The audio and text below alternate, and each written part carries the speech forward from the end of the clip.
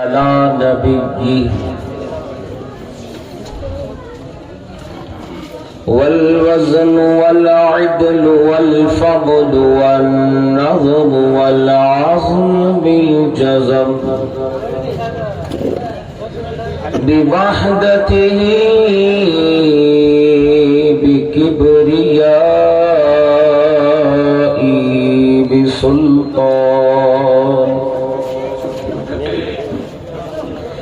بسلطان وبإعلان وبإتقان وبإيمان وبيان في فرقان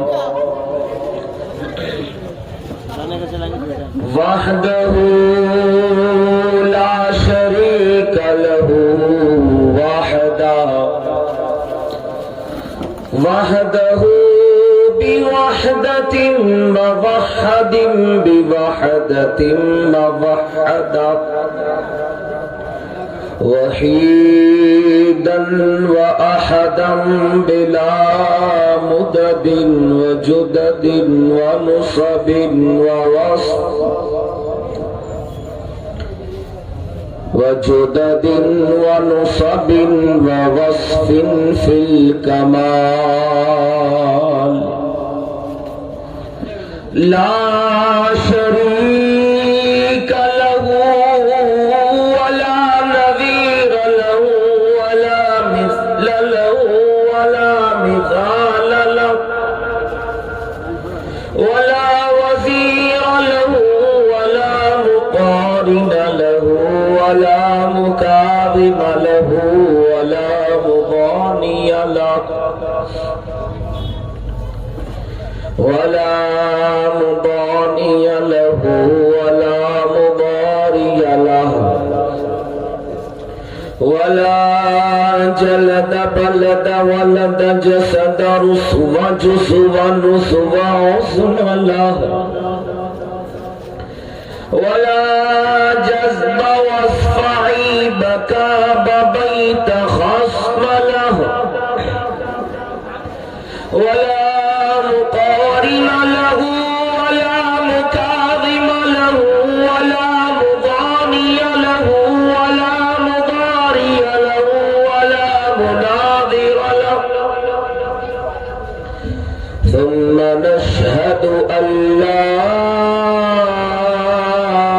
إله إلا الله وحده لا شريك له من يشرك في ذاته وصفاته وعاداته أو يتبرك بغيره من نبي وولي وتقي ونقي ونسيم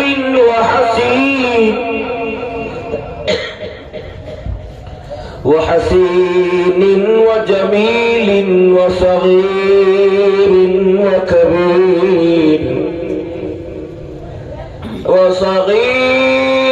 وكبير فعليه الخسران والوبال أما بعد فأعوذ بالله السميع العليم من الشيطان الرجيم بسم الله الرحمن الرحيم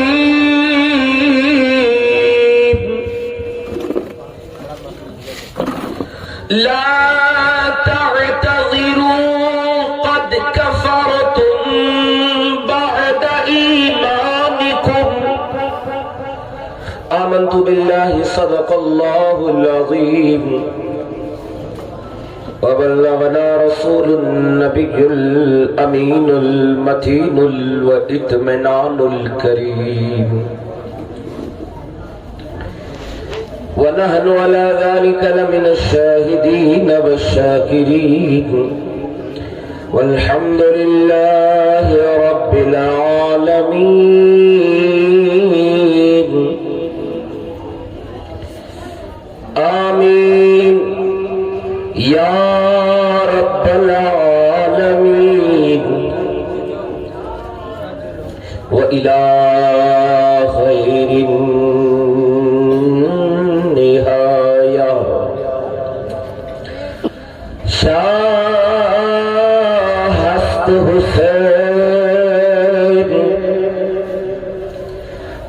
مرد شاہ ہست حسین دین ہست حسین دی پناہ ہست حسین سردات ندات دست در دست یزید حقا کے بنا الہ ہست حسین شاہ مردہ شیر یزدہ قوت پروردگار لا فتح الا علی لا سیف الا ذوالفقار غوث اعظم بمن بے سر و سامہ مدد قبلہ دی مدد کعبہ امام مدد قادریم نعرہ یا غوث اعظم زنم دمز شیخ احمد رضا خان قطب عالمی زنم بغیر داب بلا افتادہ کشتی ضعیفان شکشتہ راتوں پوشتی بحق خواجہ عثمان ہارون مدد کن مدد کن مدد کن یا معین الدین چشتی ہزار بار وہ شویم دہم دمشق و گلاب ہنوز نام تو گفتن کمال بے ادبیس ادب گاہیست زیر آسمان ازرش نازکتر نفس گم کردمی آیت جنید و بایزیدی جام بمصطفیٰ برزاخ دی ہما اگر بو نرسی دی تمام بھول حدیث منبر نور پر تشریف فرما صدر اجلاس خطیب برقبار حضرت علامہ مولانا طارق انور صاحب قبلہ منبر نور پر تشریف فرما میرے والد محترم اور ہمدرد قوم و ملت سید رحمت اللہ صاحب اور دیگر عمائدین شہر داونگرہ و جملہ سامعین کرام پردے میں بیٹھ کے سننے والی خواتین امت اللہ رب العزت کا بے انتہا فضل و کرم آقا علیہ السلام کی نالین پاک کا تصدق جن کی بے پناہ برکتوں اور عنایتوں سے آج ہم اور آپ محرم الحرام کا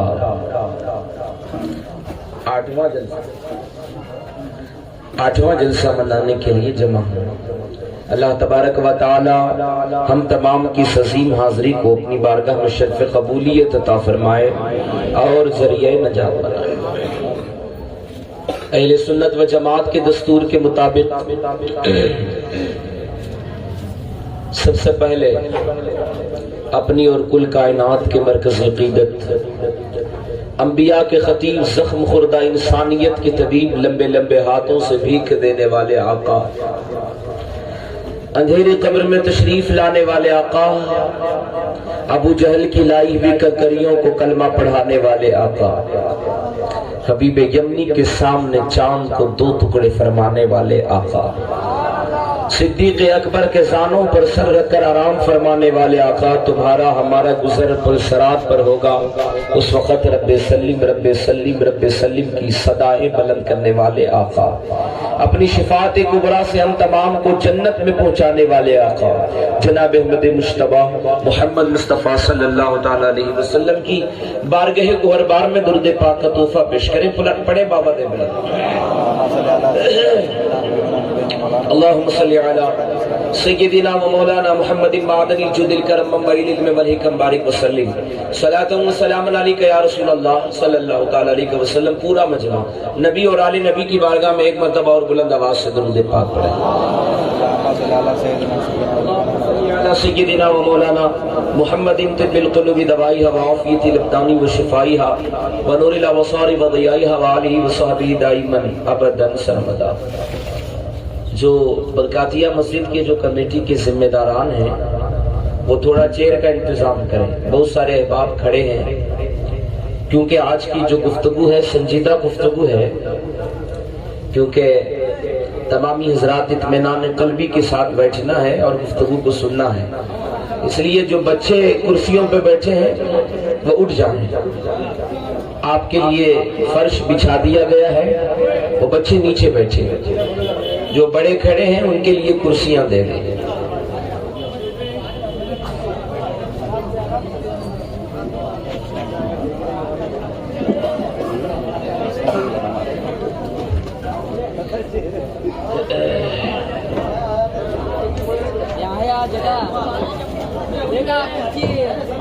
بلند آواز سے درود پاک کا تحفہ پیش کریں۔ اللہم صلی علی سیدنا و مولانا محمد معدن الجود الکرم منبع العلم والحکم بارک وسلم صلاة و سلاما دائما علیک یا رسول اللہ یا حبیب اللہ صلی اللہ تعالی علیہ وسلم۔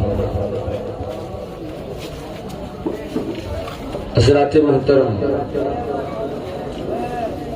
مسلسل 7 دنوں سے آپ حضرات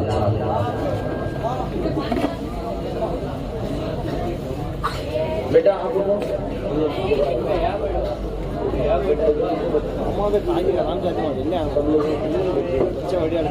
ابھی بیٹھ جاؤ۔ ہاں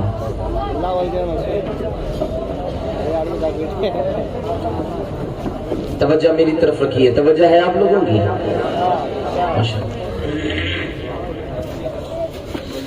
مسلسل آپ حضرات 7 دنوں سے جوشیلے انداز سے تقریر سن رہے ہیں، لیکن آج کی جو گفتگو ہوگی بڑی سنجیدگی کے ساتھ ہوگی انشاءاللہ تعالی۔ جتنے بچے بیٹھے ہیں وہ بھی میری گفتگو کو سنیں گے اور سمجھیں گے بھی، اور جتنی خواتین سلام بیٹھی ہیں وہ بھی میری گفتگو کو سنیں گی اور سمجھیں گی بھی انشاءاللہ تعالی۔ آج آپ حضرات اسٹیج پر کتابیں دیکھ کر کے سوچ رہے ہوں گے آج حضرت کیا بولنے والے ہیں۔ الحمدللہ ثم الحمدللہ، آج کی گفتگو کانوں سے نہیں دل کی تختی کو کھول کے سننا ہے، ٹھیک ہے نا؟ بڑا نازک دور چل رہا ہے، بڑا بھیانک دور چل رہا ہے، بڑے پرفتن دور سے گزر رہے ہیں۔ اے بچوں خاموش بیٹھنا، خاموش بیٹھنا۔ اتنا نازک دور ہے، جگہ جگہ پر مسلمانوں کو مارا جا رہا ہے، مسلمانوں کو پریشان کیا جا رہا ہے۔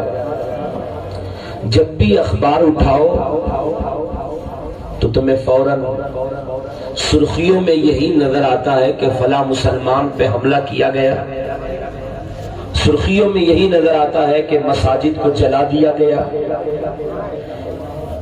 فوراً ہمیں یہی نظر آتا ہے مدارس اسلامیہ پہ بلڈوزر لگا دیا گیا۔ یہ تمام چیزیں آج ہمارے نظروں کے سامنے ہو رہی ہے، اور یہ اتنا خطرناک اور اتنا پرآشوب دور ہے۔ اس دور میں آج مسلمان اپنا ایمان بچانا اتنا مشکل ہو رہا ہے۔ اتنی جماعتیں دنیا میں آئی ہیں، کوئی تبلیغی جماعت کا نام لے کر آیا ہے، کوئی جماعت اسلامی کا نام لے کے آیا ہے، کوئی قادیانی بن کے آیا ہے، اور کوئی اہل قرآن بن کے آیا ہے، کوئی اہل حدیث بن کے آیا ہے، کوئی شیعہ بن کے آیا ہے۔ حضرات، آج کا نوجوان، آج کا مسلمان بڑا پریشان ہے۔ اتنی ساری جماعتیں ہیں، ساری جماعتیں حضور علیہ السلام کا کلمہ پڑھتی ہیں اور حضور پر ایمان بھی لاتی ہیں اور اللہ کو ایک بھی مانتی ہے اور قرآن پر بھی ایمان رکھتی ہے، اور ان کی بھی مساجد ہے، ان کا بھی امام ہے، اور ان کے یہاں بھی 5 وقتہ اذان ہوتی ہے اور اقامت بھی ہوتی ہے اور 5 وقتہ نماز بھی ہوتی ہے۔ وہ بھی اللہ رسول کی باتیں کرتے ہیں، وہ بھی دین کی باتیں کرتے ہیں۔ آج کا نوجوان پریشان ہے، میں جاؤں تو کہاں جاؤں؟ کون سی جماعت ہے جس جماعت میں جانے سے ہمیں جنت ملے گی؟ کون سی جماعت ہے اور کون سا راستہ ہے جس راستے سے ہم جائیں گے تو منزل مقصود تک پہنچ جائیں گے؟ یہ آدمی کشمکش کا شکار ہے کہ ہمیں حق کا راستہ ملے گا۔ یہی دور کے تعلق سے اللہ کے حبیب نے 1400 سال پہلے ارشاد فرمایا تھا، ایک زمانہ میری امت پر ایسا بھی آئے گا، ایسا بھی آئے گا، اس زمانے میں ایمان بچانا ایسا مشکل ہے، ایسا مشکل ہے جیسے ہتھیلی میں انگار رکھنا آسان ہے، ایمان بچانا اس سے زیادہ مشکل ہے۔ اب میں جتنے بھی احباب یہاں بیٹھے ہیں، جتنی خواتین اسلام بیٹھی ہیں، کیا کسی میں اتنی ہمت ہے کہ وہ انگار کو اپنے ہتھیلی میں رکھ لے؟ کوئی رکھ سکتا ہے؟ کتنا مشکل کام ہے انگار اپنی ہتھیلی میں رکھنا، کتنا مشکل کام ہے، اور کوئی رکھ نہیں سکتا، مگر حضور نے فرمایا یہ کام آسان ہے۔ ہتھیلی پر آگ رکھنا آسان ہے، میرے نبی نے فرمایا اس سے بھی بڑا مشکل کام ہے اس زمانے میں اپنے ایمانوں کو بچانا۔ وہی دور ہے جس دور کی نشاندہی اللہ کے حبیب نے 1450 سال پہلے کی، وہی زمانہ۔ چہرے پہ داڑیاں رکھ کر، زبانوں پر حضور کے کلمے لے کر، نمازوں کی صدائیں لے کر کے آج ایمانوں پر حملہ کرنے کے لیے آ رہے ہیں، ایمانوں پہ ڈاکہ ڈالنے کی ناپاک کوشش جرأت کر رہے ہیں۔ حضرات، سیاسی مائنڈ رکھنے والے لوگ، سیاستدان جن کا سیاست سے گہرا تعلق ہے، وہ سارے لوگوں کی یہی کوشش ہے، اور کچھ علماء بھی اس کوشش میں لگے ہیں۔ یہ دور بڑا نازک دور ہے، سارے کلمہ پڑھنے والوں کو ایک پلیٹ فارم پہ لایا جائے، اکٹھا جمع کیا جائے، سارے لوگوں کو ایک کر کے دشمنوں کے ساتھ لڑا جائے۔ یہ سارے سیاستدان کوشش کر رہے ہیں، اتحاد کرنے کی کوشش کر رہے ہیں، ایک پلیٹ فارم پہ لانے کی کوشش کر رہے ہیں۔ مسلمانوں، آج ہمیں یہی فیصلہ کرنا ہے، کیا ہمارا اتحاد ان کے ساتھ ہوگا یا نہیں ہوگا؟ اور اتحاد کرنے کے لیے کون سے شرائط کا ہونا ضروری ہے؟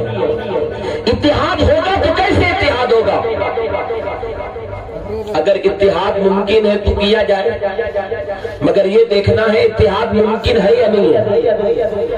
آؤ آج اپنی تقریر میں صرف وکالت کروں گا، جج آپ بنو گے، ججمنٹ آپ دو گے، فیصلہ آپ کو کرنا ہے۔ میرا کام ہے دکھانا، میرا کام ہے حق کو واضح کرنا، میرا کام ہے حق کو بتانا۔ آج یہاں سے فیصلہ کر کے جانا ہے، آج کھل کے جانا ہے۔ آج ساری باتیں حضور صلی اللہ تعالیٰ علیہ وسلم کی آج آپ کو خطاب کے ذریعے بتایا جائے گا۔ وہ ساری باتوں کو اپنے سینے پر اپنے دل پر نقش کر کے لے جانا ہے. آج عہد کر کے آپ حضرات بیٹھے. آج میں اپنی بات کوئی نہیں کروں گا. آؤ سرکار مدینہ صلی اللہ تعالی علیہ وسلم کی حدیث پاک سناتا ہوں.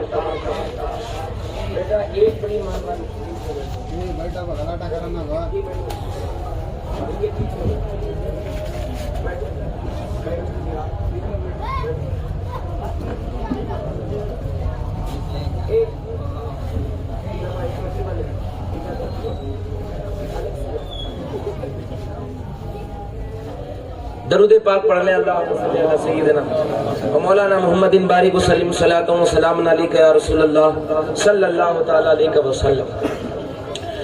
آج میں اپنی کوئی بات نہیں کرتا. جس رسول کا کلمہ آپ پڑھتے ہو, جس پیغمبر کا کلمہ آپ پڑھتے ہو, دلیل میں میرے آقا کی حدیث پاک میں کوٹ کر کے آپ حضرات کی نظر کر رہا ہوں. توجہ ہے آپ لوگوں کی, سنا دوں. حضور علیہ السلام نے کیا فرمایا؟ میرے نبی نے فرمایا بنی اسرائیل 72 فرقوں میں بٹ گئی تھی. میرے نبی نے فرمایا بنی اسرائیل 72 میں بٹ گئی تھی, اور اس میں ایک جنتی, باقی سب کے سب جہنمی. کس کے تعلق سے کہا حضور نے؟ بنی اسرائیل کے تعلق سے. بولو کس کے تعلق سے کہا؟ ہاں, آج آپ کو آدھی تقریر آپ کو کرنا ہے. کس کے تعلق سے کہا حضور نے؟ کتنے فرقوں میں بٹی تھی بنی اسرائیل کی قوم؟ 72. 72 میں 71 جہنمی, جنتی ایک. میرے نبی نے فرمایا اے میرے کلمہ پڑھنے والوں, او میرے جانثاروں, او میرے غلاموں, میری امت, میرا کلمہ پڑھنے والے 73 میں بٹ جائیں گے. کتنے فرقوں میں بٹیں گے؟ 73 فرقوں میں. اور حضور علیہ السلام نے 73 فرقے بتا دیے, زبان مصطفیٰ پہ آ گیا.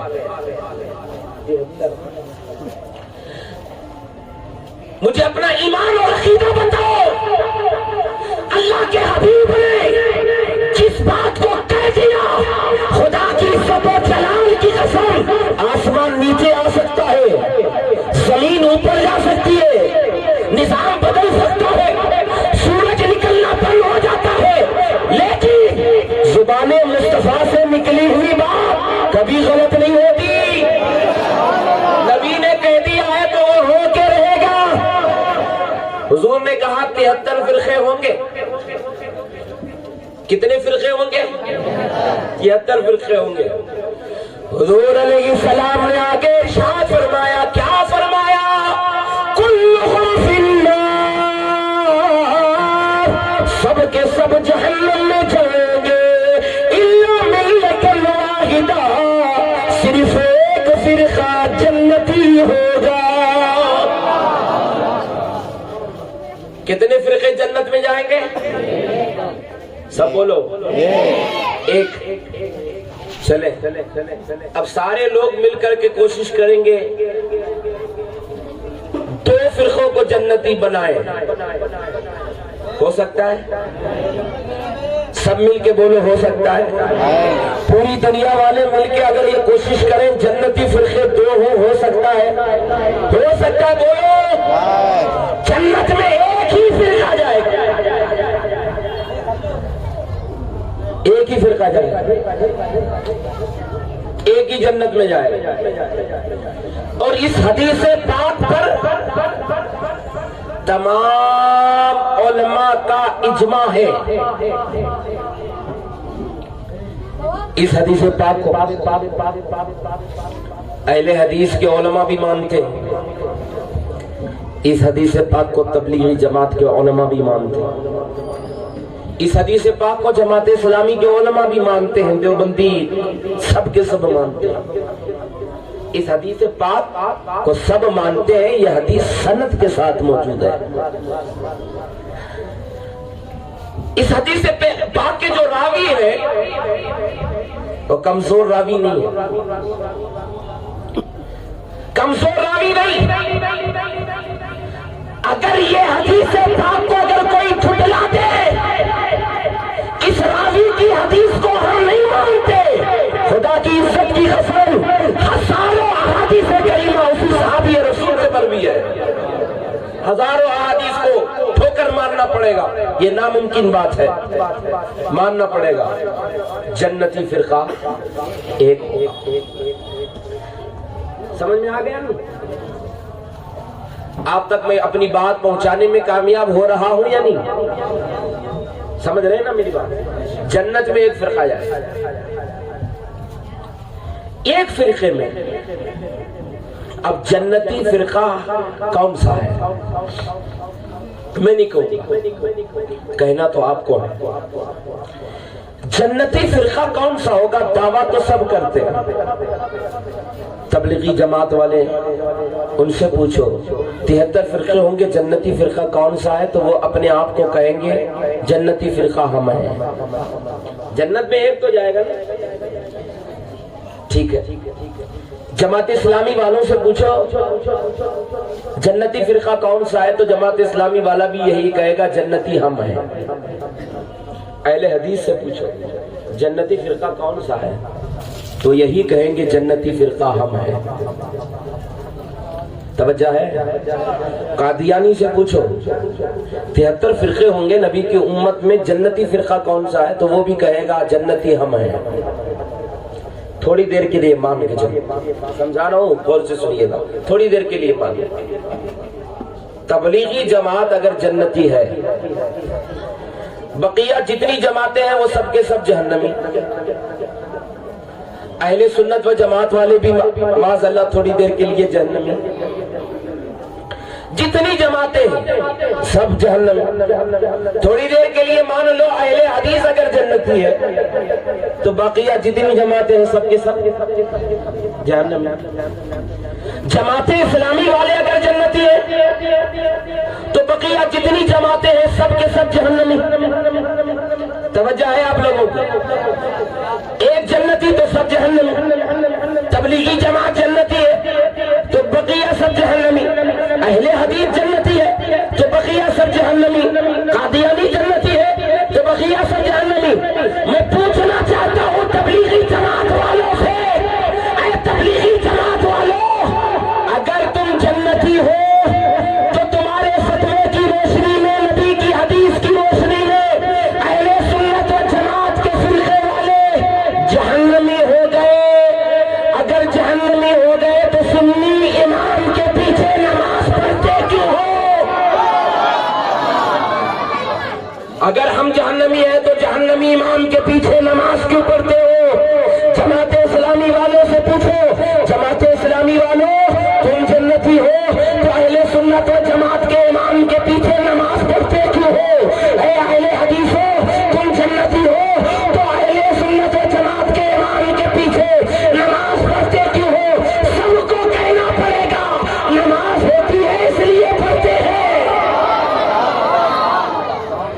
تو اہل سنت و جماعت کے امام کو جنتی یہ بھی مانتے ہیں، جنتی یہ بھی مانتے ہیں، قادیانی بھی اہل سنت کو جنتی مانتا ہے۔ اگر جہنمی مانے ہوتے تو ہمارے پیچھے نماز نہیں پڑھتے تھے، ان کا پڑھنا اس بات کی دلیل ہے اہل سنت و جماعت واحد فرقہ جنت میں جانے والا فرقہ ہے۔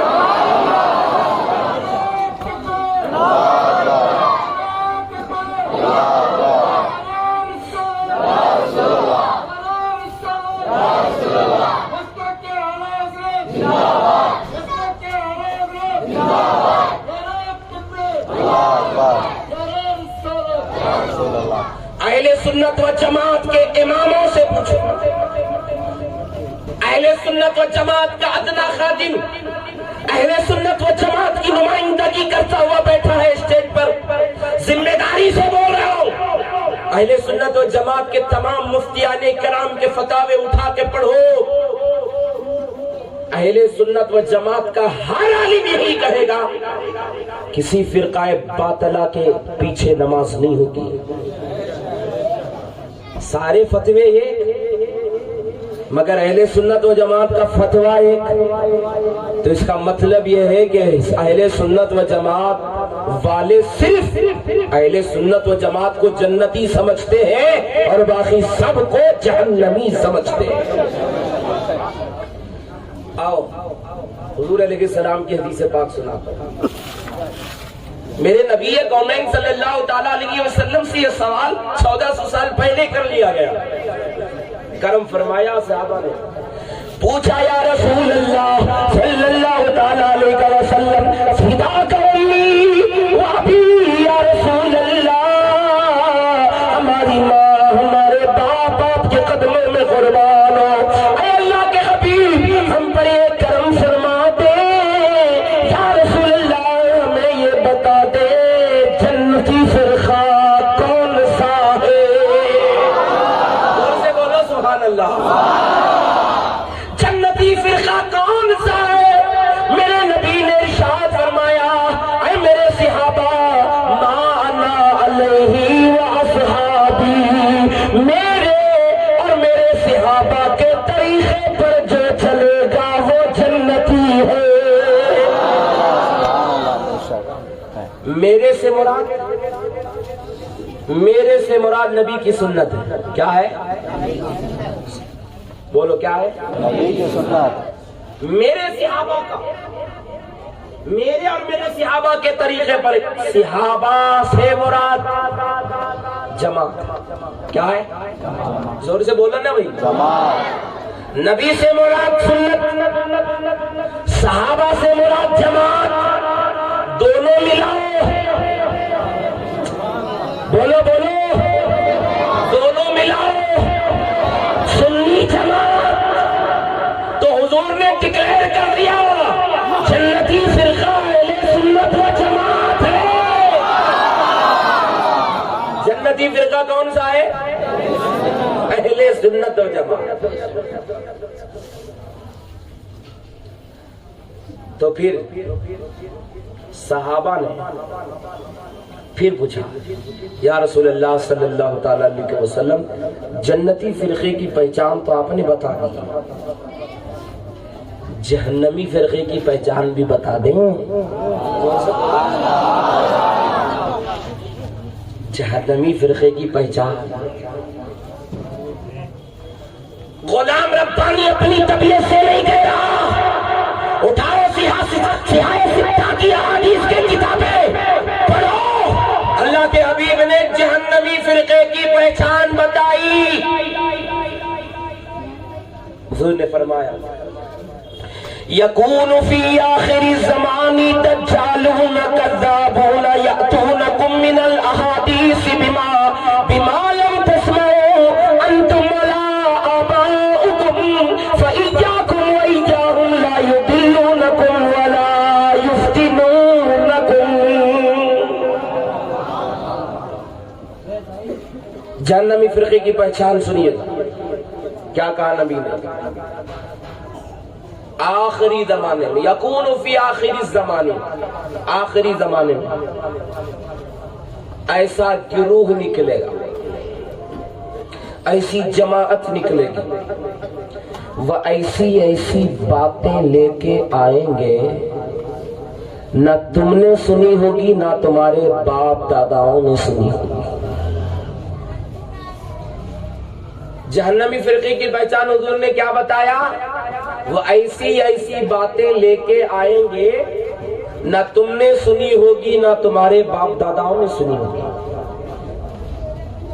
ٹھیک ہے، یہ جہنمی فرقے کی پہچان۔ دو سبق آپ کو یاد رکھنا ہے، دو چیزیں۔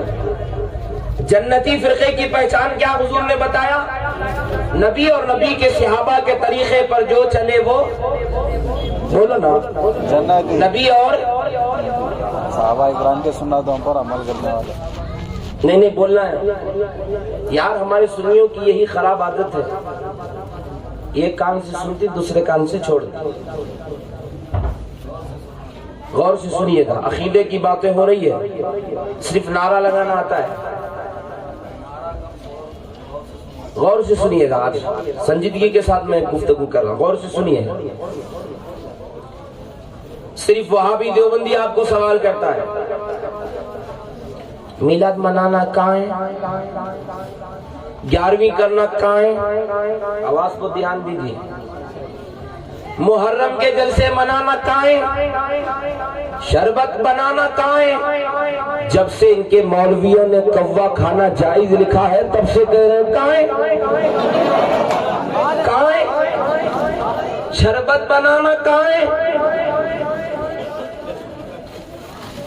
ان سے دلیل دینے کی ضرورت نہیں، سنیو جواب سکھا رہا، جواب دینا۔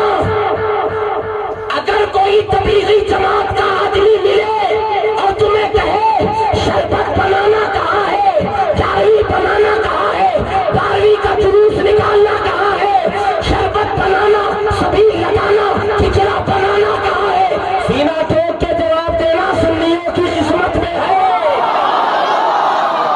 کہاں ہے؟ سب مل کے بولو کہاں ہے؟ سنیوں کی قسمت میں ہے، کوا کھانا تمہاری قسمت میں، شربت پینا ہماری قسمت میں ہے، کھچڑا کھانا ہماری قسمت میں، نبی کا جلسہ منانا ہماری قسمت میں، 11ویں 12ویں منانا ہماری قسمت میں، انشاءاللہ بولو گے نا؟ ہاں، ہم کہیں بھی رہتے ہیں تو ہمارے نوجوان فون لگاتے ہیں، حضرت ایک دیوبندی ہمیں ایسا سوال کر رہا ہے، اس کا کیا جواب دیں؟ میری بھائی جواب سیکھ کے جاؤ۔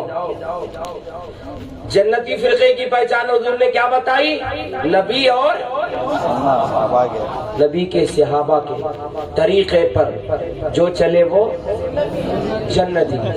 جہنمی فرقے کی پہچان کیا بتائی حضور نے؟ وہ ایسی ایسی باتیں لے کے آئے گا نہ تم نے سنی ہوگی نہ تمہارے باپ دادا نے، ہاں ماشاءاللہ یار اچھے سنی بھائی بیٹھے، نہ تم نے سنی ہوگی نہ تمہارے باپ داداؤں نے سنی ہوگی۔ بیٹھے ہیں حضور صلی اللہ تعالی علیہ وسلم، کچھ لوگ نجد سے آئے تھے، کچھ لوگ ملک شام سے آئے تھے، کچھ لوگ ملک یمن سے آئے تھے، 3 جگہوں سے آئے تھے۔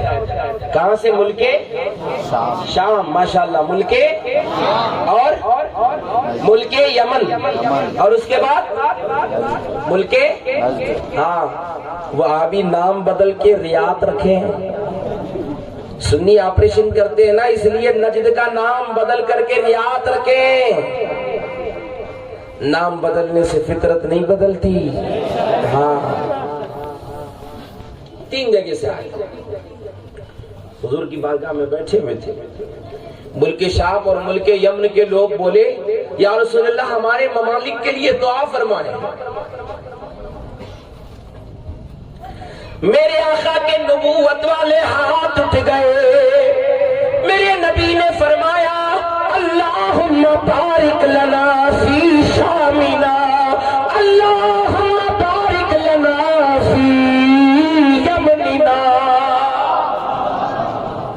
اے اللہ ہمارے ملک شام میں برکتیں عطا فرما، اے اللہ ہمارے ملک یمن میں برکتیں عطا فرما، ملک شام اور ملک یمن میں برکتیں عطا فرما۔ نجد کے لوگ بیٹھے تھے، بولے یا رسول اللہ ہمارے ملک نجد کے لیے دعا فرمائیں، تو حضور نے دوبارہ نبوت والا ہاتھ اٹھایا، کہا اللہم بارک لنا فی شامنا، اللہم بارک لنا فی یمننا، اے اللہ ہمارے ملک شام میں اور ہمارے ملک یمن میں برکتیں عطا فرما۔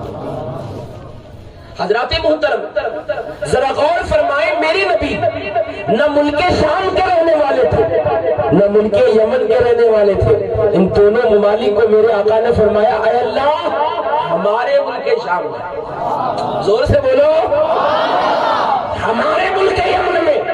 میں نے محدثین سے پوچھا اے محدثین رہنمائی فرمائے کہ سرکار مدینہ نے ملک شام کو ملک یمن کو اپنا وطن کیوں کہا؟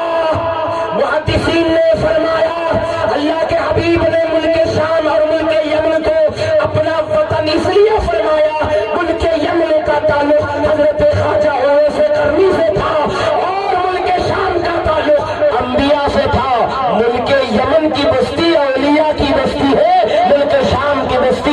کی بستی ہے۔ دونوں ممالک کو حضور نے اپنے دعا میں شامل فرمایا۔ نجد کے لوگ بیٹھے تھے، وہ بولے سرکار ہمارے نجد کے لیے دعا فرمائیں۔ میرے آقا علیہ السلام نے ارشاد فرمایا جلال میں آ کے کیا فرمایا؟ اب سنو، هناك السرادلة والفتن ويتلو بها قرن الشیطان۔ حضور نے فرمایا نجد کے لیے دعا نہیں، وہاں سے شیطانی ٹولہ جنم لے گا، وہاں سے شیطانی سینگ اٹھے گا، وہاں سے سلسلے ہوں گے اور میری امت کا اختلاف نجد سے شروع ہوگا۔ نجد کے لیے میرے نبی نے دعا نہیں فرمائی، بتا دیا نجد سے فتنے حضور فرما چکے۔ اس کے بعد نجد کی سرزمین پر پہلا فتنہ ابو بکر صدیق کے زمانے میں اٹھا۔ پہلا فتنہ اس کا نام ہے مسلمہ کذاب، جس نے جھوٹی نبوت کا دعویٰ کیا تھا۔ اس نے نبی ہونے کا اعلان کیا تھا۔ نجد کی سرزمین پر پہلا فتنہ ابو بکر صدیق رضی اللہ تعالیٰ نے ایک فوج بھیجی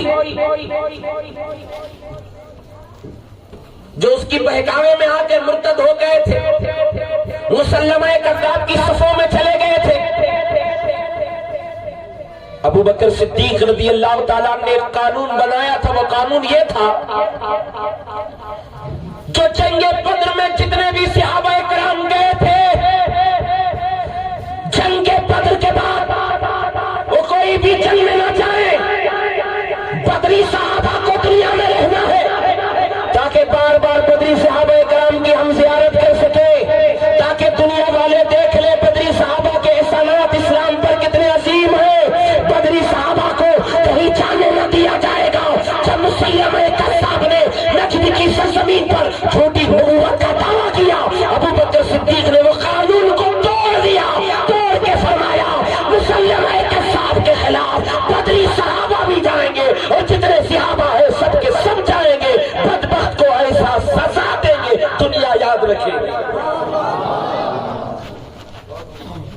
مسلمہ کذاب کے خلاف فوج بھیجی تو صحابہ کرام نے سوال کیا ابو بکر صدیق کی بارگاہ میں، کہا ابو بکر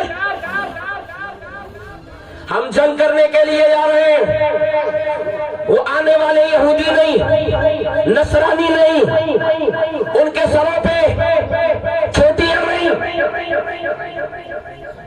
چہروں پہ داڑیاں بھی ہیں، عربی بولی بولتے ہیں، نہیں لگتا کہ کون ہے۔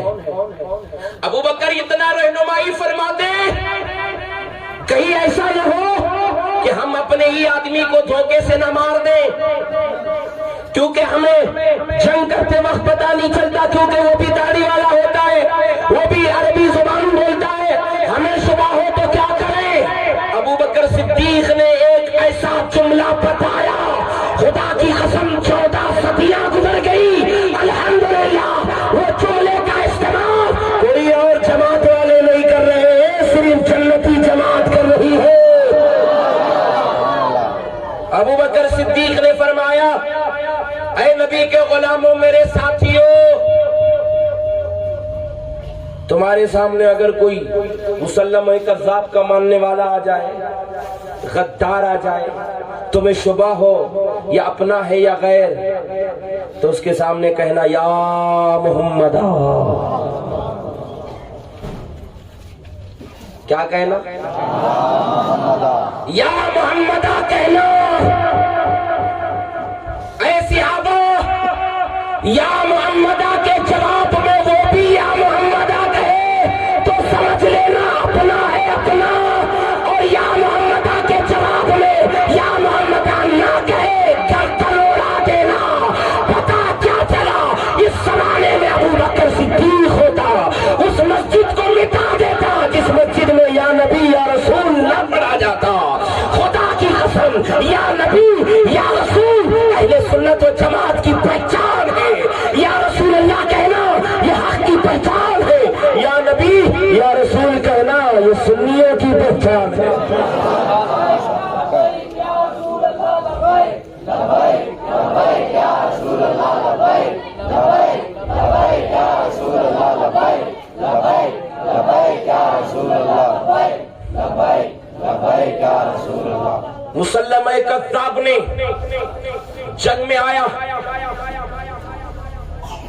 کئی حفاظ کرام کو ظالم نے ٹکڑے ٹکڑے کر کے مار دیے، کئی مسلمان اس میں شہید ہوئے۔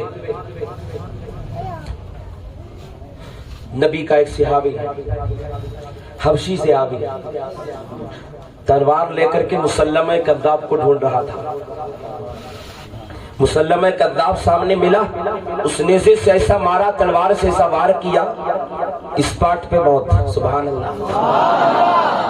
حبشی صحابی، یہ وہ صحابی ہے جنہوں نے کفر کی حالت میں حضرت امیر حمزہ کو شہید کیا۔ مسلمہ کذاب کو مارنے کے بعد اس کے سینے پہ چڑھ کے کہتے ہیں، اللہ میں جب کافر تھا تو دنیا کے سب سے اچھے آدمی کو میں نے قتل کیا تھا، سب سے اچھے آدمی کو مار دیا تھا۔ اے اللہ، ایمان لانے کے بعد سب سے برے آدمی کو مارا ہے۔ اے اللہ، اس موت دینے کے عمل کو وہ شہید کرنے والے عمل کے لیے کفارہ بنا دے۔ مولا میرے گناہ کو معاف فرما دے۔ خاتمہ ہو گیا مسلمہ کذاب کا، جس کی نشانی حضور علیہ السلام نے پہلے دی تھی، نجد سے فتنے اٹھے۔ اس کے بعد شجاع نامی عورت نے بھی نبوت کا دعویٰ کیا تھا، اس کا بھی خاتمہ ہو گیا۔ دیکھو نجد سے فتنے اٹھ رہے۔ اس کے بعد نجد کی سرزمین پر ایک سراپا فتنہ انسان پیدا ہوتا ہے، اس کا نام تھا محمد ابن عبد الوہاب نجدی۔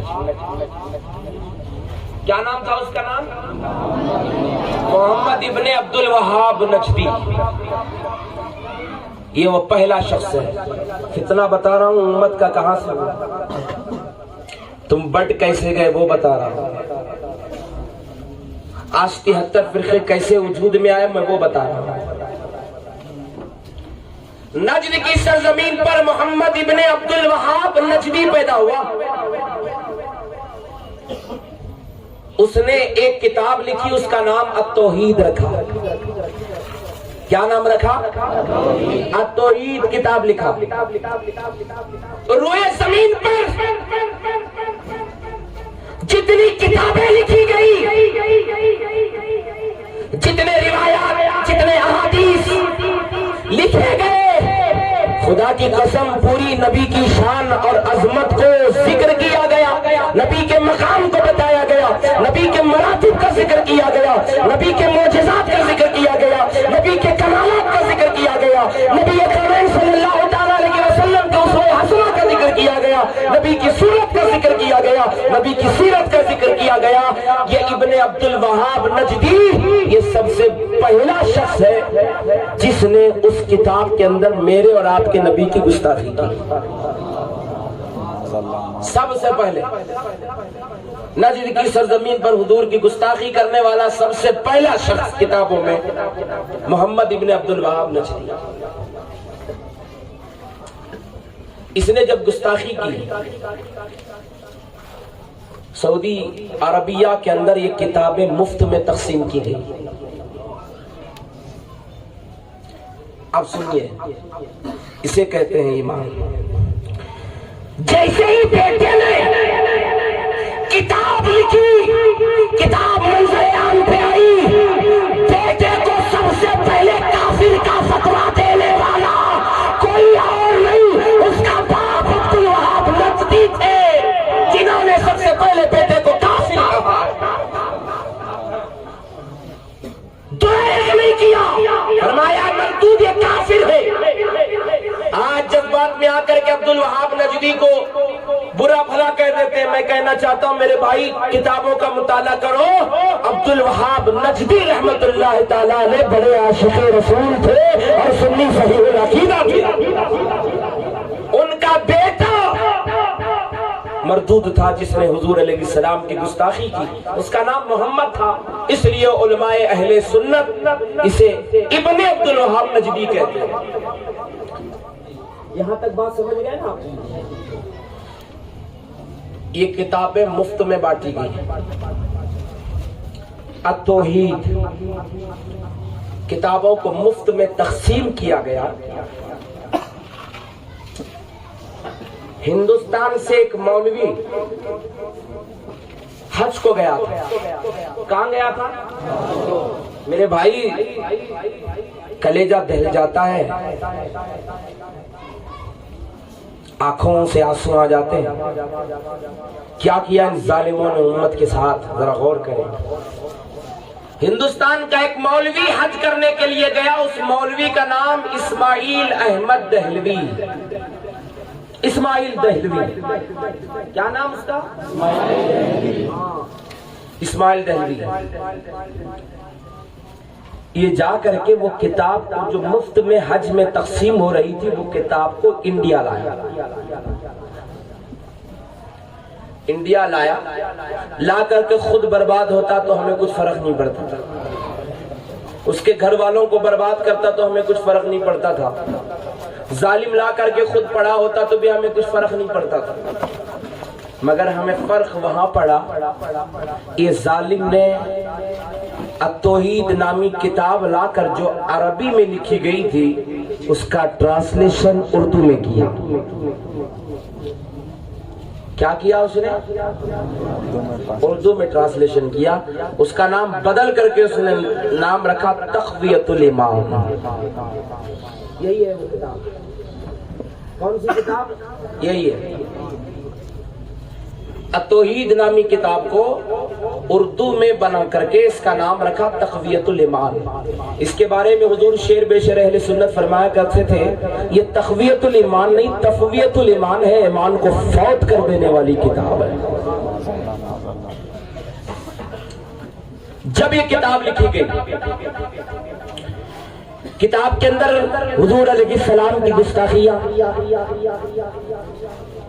اللہ کی توہین کی گئی, انبیاء اولیاء کی شان میں گستاخیاں کی گئی. جب یہ کتاب منظر عام پہ آئی, امت میں اختلاف پیدا ہو گیا.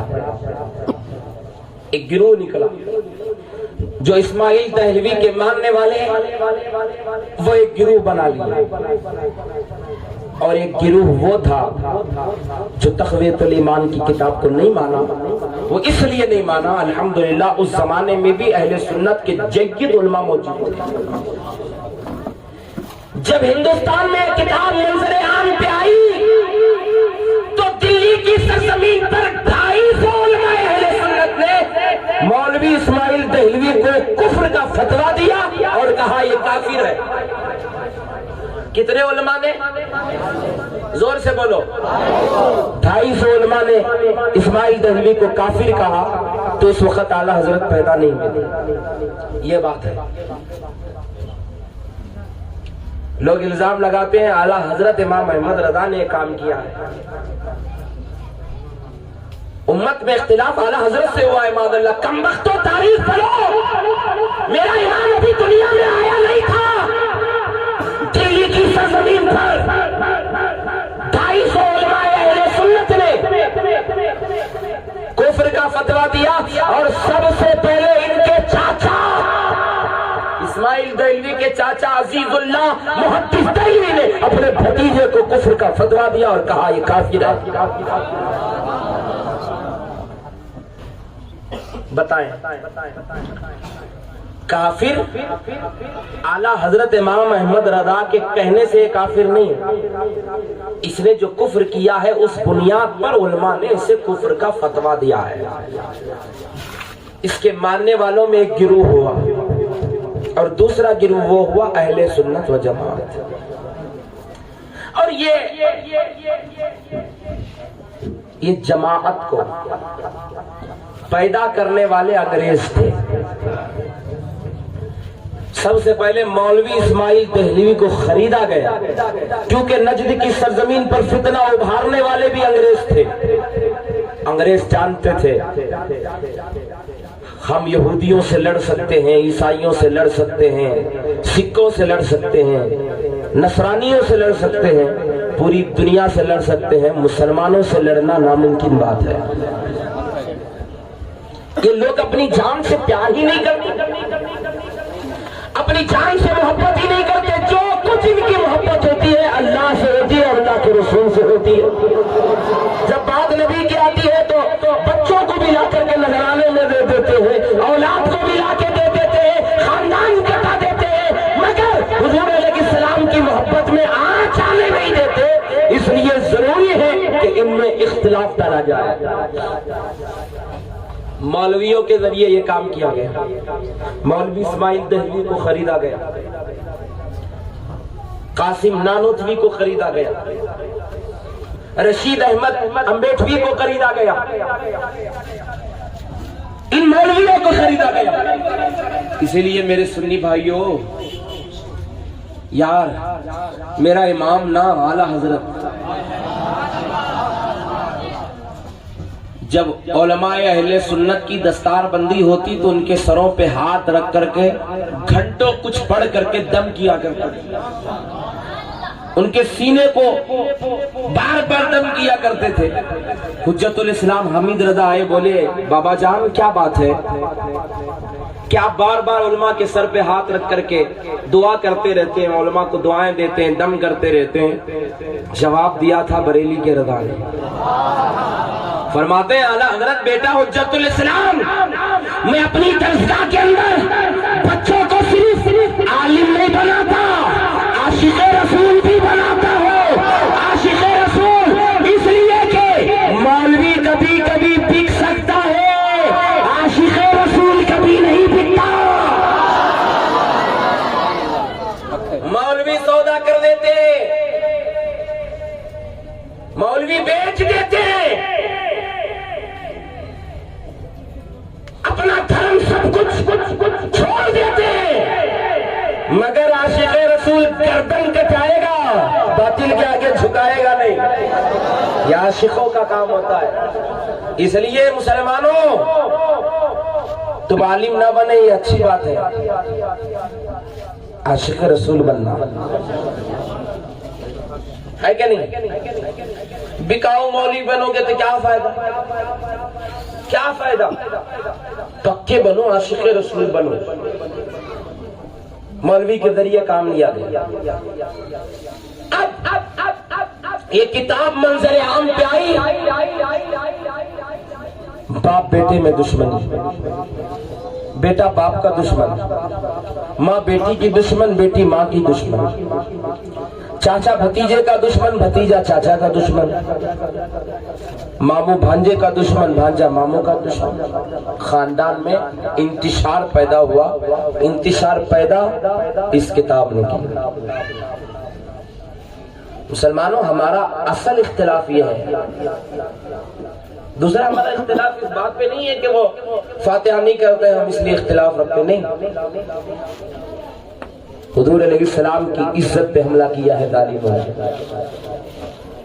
حضور علیہ الصلوۃ والتسلیم کی شان میں توہین کی ہے ظالموں نے۔ ایک کتاب ہے میرے پاس تقویۃ الایمان، اب یہ دیکھیں، یہ کتب خانہ نعیمیہ دیوبند سے چھپی ہے۔ کہاں سے چھپی ہے؟ کتب خانہ نعیمیہ دیوبند سے چھپی ہے۔ یہ ہمارے کتب خانوں سے نہیں، انہی کے کتب خانوں سے چھپی ہے۔ اور جو میں تقریر میں حوالے دے رہا ہوں جا کر کے دیکھ لینا، ہر صفحات کو ملا ملا کے دیکھنا جو میں پڑھ کے سنا ہوں۔ بتائیں حضور علیہ السلام کو اللہ رب العزت نے مالک جنت بنایا ہے یا نہیں بنایا؟ مالک جنت بنایا ہے۔ اور حضور علیہ السلام کے ساتھ دنیا میں کیا ہوگا، آخرت میں کیا ہوگا، حضور کو پتا ہے یا نہیں ہے؟ پتا ہے۔ اور حضور علیہ السلام نے تو یہی فرمایا نا، میں سجدے میں سر رکھوں گا، کہہ رہا ہوں گا اے اللہ میری امت کو معاف کر دے، میری امت کو معاف کر دے۔ اللہ فرمائے گا حبیب سجدے سے سر اٹھاؤ، تیری امت بخش دی گئی ہے۔ یہ بعد میں ہونے والا ہے۔ کب ہونے والا ہے؟ بعد میں ہونے والا ہے۔ خبر پہلے حضور دے رہے ہیں، اور حضور علیہ السلام یہ بھی فرما رہے ہیں حبیب جس پر تیری نظر رحمت پڑ جاتی ہے اس پر جہنم کی آگ حرام کر دوں گا۔ اے حبیب شفاعت تو کرنا۔ حضور علیہ السلام فرماتے ہیں کہ قیامت کے دن میں اللہ کی بارگاہ میں عرض کروں گا مولا جتنے نیک بندے ہیں تو لے لے، جتنے گنہگار بندے ہیں مجھے دے دے، میں اپنے گنہگار بندوں کو اپنی شفاعت سے جنت میں بھیجوں گا۔ اور حضور علیہ السلام یہ بھی فرمایا ہے میں جنتی سواری پہ سوار ہوں گا براق سے، اور حضور فرماتے ہیں میرے براق کی لگام حضرت بلال کے ہاتھوں ہوگی، جنت میں جنتی دلہا بن کے جاؤں گا۔ صحابہ نے پوچھا یا رسول اللہ جنت میں کب جاؤ گے؟ میرے نبی نے فرمایا اس وقت تک جنت میں نہیں جاؤں گا جب تک میرا ہر ایک امتی جنت میں نہیں جائے گا۔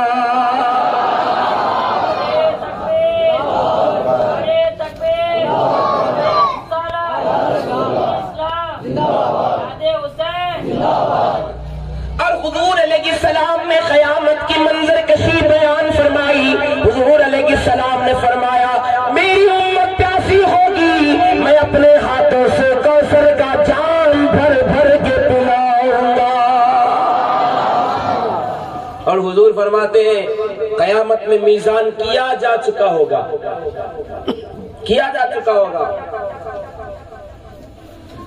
جب سنا دیا جائے گا تیری نیکیاں کم ہیں، لے جاؤ اسے جہنم میں، ہم جیسا گنہگار، ہم جیسا سیاکار چاروں طرف دیکھ رہا ہوگا کہاں سے آمنہ کا لال آئے گا۔ ہم نے علماء کی زبانی سنا تھا حضور آئیں گے، کہاں سے آئیں گے، کدھر آئیں گے؟ بار بار دیکھتا ہوگا اتنے میں وہ دعا کے چہرے والے، واللیل کے مرین زلفاں والے، ماسات کی پیاری پیاری آنکھوں والے، طہا کے سینے والے، یاسین کے تاج والے، نبیوں کے سردار، نبیوں کے امام تشریف لائیں گے۔ لانے کے بعد یہ خوشی میں مچل جائے گا۔ حضور علیہ السلام فرمائیں گے فرشتوں اس کا میزان دوبارہ کر دو۔ فرشتوں کی یہ مجال ہی نہیں ہوگی اے اللہ کے حبیب اس کا میزان کیا جا چکا ہے، اس کے نامہ اعمال تولے جا چکے ہیں، نیکیاں کم ہیں برائیاں زیادہ ہیں، آقا پھر کیوں کریں؟ فرشتوں کی مجال ہی نہیں ہوگی۔ فرشتے پھر میزان کریں گے، حکم تھا نا مالک جنت کا، مالک جنت کا، اور یہاں تک کہ انبیاء کی بھی صفیں ہوں گی اور نبی کی امت کی صفیں ہوں گی۔ توجہ دیکھو ہم غلاموں پر آقا کیسے کریں گے؟ یاد رکھنا سینہ ٹھوک کے کہہ رہا ہوں الحمدللہ نبی کی شفاعت وہابیوں کے لیے نہیں، نبی کی شفاعت سنیوں کے لیے۔ اور حضرت ابراہیم علیہ السلام جلیل القدر پیغمبر نبیوں کی صف چھوڑ کر کے امت محمدیہ کی طرف آ جائیں گے۔ اللہ رب العزت کے وہ نیک بندے یعنی حضور علیہ السلام کی امت میں امت کی صف میں آ جائیں گے۔ اللہ پوچھا جائے گا اے ابراہیم نبیوں کی صف چھوڑ کر کے نبی کی امت کی صف میں کیسے آ گئے؟ رب کا خلیل کہے گا میں دیکھ رہا ہوں رب کی پوری توجہ نبی کی امت کی طرف ہے۔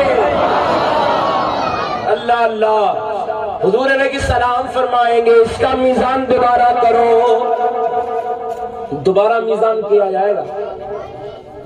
جو پہلے کیا جا چکا تھا، پہلے تولا جا چکا تھا، نیکیاں بھاری تھی برائیاں کم تھی، اب تولا جا رہا ہے نیکیاں زیادہ ہیں برائیاں کم۔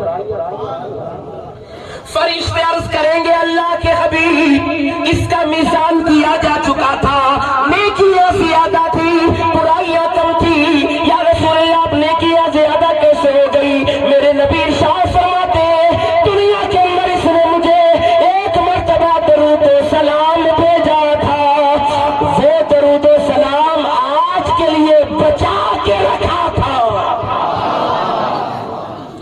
آج کے لیے بچا کے رکھا تھا، اس کے ثواب کو میں نے آج اس کے میزان پہ ڈال دیا، آج اس کی نیکیاں بھاری ہو گئی۔ یہ ہوا نہیں، ہونے والا۔ حضور فرماتے نفسی نفسی کا عالم ہوگا، ساری امت، سارے لوگ، سب امتیں ہوں گی، سارے لوگ ہوں گے، دوڑے دوڑے حضرت آدم کے پاس جائیں گے, کہیں گے اے آدم علیہ السلام آپ ابو البشر ہیں, اللہ کے نبی ہیں, نفسی نفسی کا عالم ہے, اے آدم علیہ السلام ہماری شفاعت فرما دیجئے. حضرت آدم کہیں گے اذهبوا الی غیری, جاؤ تم حضرت ابراہیم کے پاس جانا, میں اس کام کے لیے نہیں ہوں. ہم کانپتے ہوئے روتے ہوئے حضرت ابراہیم کے پاس جائیں گے. حضرت ابراہیم بھی کہیں گے اذهبوا الی غیری, میں اس کام کے لیے نہیں ہوں. جاؤ تم حضرت اسماعیل کے پاس, حضرت اسماعیل کے پاس جائیں گے. حضرت اسماعیل بھی یہی کہیں گے جاؤ تم موسیٰ کے پاس, ہم موسیٰ کے پاس جائیں گے. حضرت موسیٰ بھی یہی کہیں گے. حضرت موسیٰ علیہ السلام کے پاس جانے کے بعد موسیٰ کہیں گے عیسیٰ کے پاس جاؤ, ہم عیسیٰ علیہ السلام کے پاس جائیں گے. اے عیسیٰ علیہ السلام ہماری مدد فرمائیں, شفاعت فرما دے. حضرت عیسیٰ علیہ السلام فرمائیں گے اذهبوا الی غیری, میں اس کام کے لیے نہیں ہوں. تو ہم کہیں گے اے عیسیٰ ہم سارے نبیوں کے بارگاہ سے ہوتے ہوئے ہم آپ کی بارگاہ میں آئے ہیں, ہماری شفاعت کون کرے گا؟ حضرت عیسیٰ علیہ السلام فرمائیں گے کہاں کہاں جا رہے ہو, کہیں جانے کی ضرورت نہیں ہے, جاؤ تم محمد الرسول اللہ کے پاس جانا, نبیوں کا امام تمہاری شفاعت کرے گا. ہم سارے کے سارے حضور کی بارگاہ میں جائیں گے تو میرے آقا کہیں گے انا لہا انا لہا, آ جاؤ میں اسی کام کے لیے. سب نے صف محشر میں للکار دیا ہم کو, سب نے صف محشر میں للکار دیا ہم کو, اے بے کسوں کے آقا اب تیری دہائی ہے. حضور کہیں گے آ جاؤ. قیامت میں نبی شفاعت کریں گے, گنہگاروں کو جنت دلائیں گے. حضور پہلے ہی خبر دے رہے, سمجھ میں آیا نا؟ یہی صحابہ کا بھی عقیدہ تھا, یہی تابعین کا بھی عقیدہ تھا, یہی قطب ابدال غوث کا بھی یہی عقیدہ تھا, غریب نواز کا بھی یہی عقیدہ تھا, تمام اولیاء کاملین کا یہی عقیدہ تھا. بلا تشبیہ و تمثیل عرض کرتوں تمام اہل سنت و جماعت کا یہی عقیدہ ہے. آپ کا کیا ہے؟ صفات کریں گے نہیں کریں گے. نبی کے ساتھ جو جو معاملہ ہوگا حضور کو پتا ہے یا نہیں ہے؟ قیامت میں کیا ہونے والا ہے نبی جانتے ہیں یا نہیں جانتے؟ ہمارے ساتھ کیا ہونے والا ہے نبی جانتے ہیں یا نہیں جانتے؟ کون جنت میں جائے گا نبی جانتے ہیں یا نہیں جانتے؟ کون جہنم میں جائے گا نبی جانتے ہیں یا نہیں جانتے؟ اور کون حلالی ہے نبی جانتے ہیں یا نہیں؟ کون حرامی ہے نبی جانتے ہیں یا نہیں جانتے؟ منافقوں نے اعتراض کیا تھا نبی کچھ نہیں جانتے. جو بولی منافقوں کی ہے وہی بولی کتابوں میں بولی جا رہی ہے. نبی کا ایک صحابی تھا, کھڑے ہو گئے, کہنے لگے آقا, حضور علیہ السلام جلال میں تھے, ممبر رسول پر کھڑے ہو کر کے اعلان کیا آج میرے علم پر انگلیاں اٹھانے والوں جو پوچھنا ہے پوچھو, آج تمہیں ہر سوال کا جواب دیا جائے گا, جو پوچھنا ہے پوچھو. جو میں حضور نے قید نہیں لگائی اتنا پوچھو یہ نہ پوچھو اور نہ پوچھو, نہیں جو پوچھنا ہے پوچھو اور سوال کا جواب دیا جائے گا. موقع بڑا سنہرا تھا, ایک صحابی کھڑے ہو گئے, ان کے باپ کے تعلق سے غلط فہمیاں لوگوں نے پیدا کر دی تھی اور کہا تھا یہ خحافہ کے بیٹے نہیں ہیں, ان کا باپ دوسرا ہے, اس کا باپ دوسرا ہے, یہ خحافہ کا بیٹا نہیں ہے, اس کا باپ کوئی دوسرا ہے, اس کی ماں خحافہ کا نام لیتی ہے معاذ اللہ. بہت بڑی بات. صحابی کھڑے ہو گئے, اتنا پیارا موقع تھا, صحابہ کی انجمن لگی تھی, تو صحابی رسول کہنے لگے من نبی یا رسول اللہ میں پوچھوں؟ نبی نے فرمایا پوچھ. پھر نبی کے قومین کی بارگاہ میں عرض کرنے لگے یا رسول اللہ ہے سوال. نبی نے فرمایا کیا پوچھنا ہے پوچھ. کہنے لگے یا رسول اللہ میرا باپ کون ہے؟ میرا باپ کون ہے؟ باپ کون ہے وہ صرف اس کی ماں بتا سکتی ہے، اور اس کے بعد وہی بتا سکتا ہے جو غیب کا علم جاننے والا ہو۔ کیسا سوال ہے یار؟ اتنے مجمع میں جتنے لوگوں کو مولانا طارق انور صاحب جانتے ہیں، آپ کھڑے ہو کے پوچھیں میرے ابا کا نام بتاؤ تو جتنے لوگوں کو جانتے ہیں وہ بتا دیں گے۔ کوئی ایک شخص کھڑا ہو کے کہے میرے باپ کا نام بتاؤ تو یہ کیا بتا پائے گا؟ کون بتائے؟ کوئی بتائے؟ جو اللہ کا حبیب ہوگا وہی نہ بتائے گا۔ کہنے لگے یا رسول اللہ من ابھی میرا باپ کون ہے؟ جواب دیا حضور نے، ابو کا خواصہ، تیرا باپ خواصہ ہے۔ اتنا سننا تھا ماں، کوئی اطلاع ملی بیٹے نے ایسا سوال کیا تھا، باہر آ گئی روتے ہوئے، راستے میں ملی، کہنے لگی بیٹے اللہ کے رسول سے تم نے کیسا سوال کیا؟ بیٹا یہ غنیمت ہے، تیری ماں کا ختم سلامت ہے، اگر تیرا ماں کا ختم جوانی میں بہت گیا ہوتا اللہ کا رسول آج سب بتا دیتا۔ نبی کو پتا ہے کون جنت میں جائے گا، کون جہنم میں، کون حلالی ہے اور کون حرامی ہے۔ مانتے ہو؟ یہ اٹھاؤ تقویۃ الایمان کتاب، میں نے صحابہ کا عقیدہ بتایا تمہیں، نبی کا عقیدہ بتایا، اہل سنت کا عقیدہ بتایا۔ اب یہ تقویۃ الایمان کتاب مولوی اسماعیل دہلوی لکھ رہا ہے، یہ کتاب چھپی ہے کتب خانہ نعیمیہ دیوبند سے چھپی ہے، اس کا صفحہ نمبر 35 ہے۔ کتنا ہے؟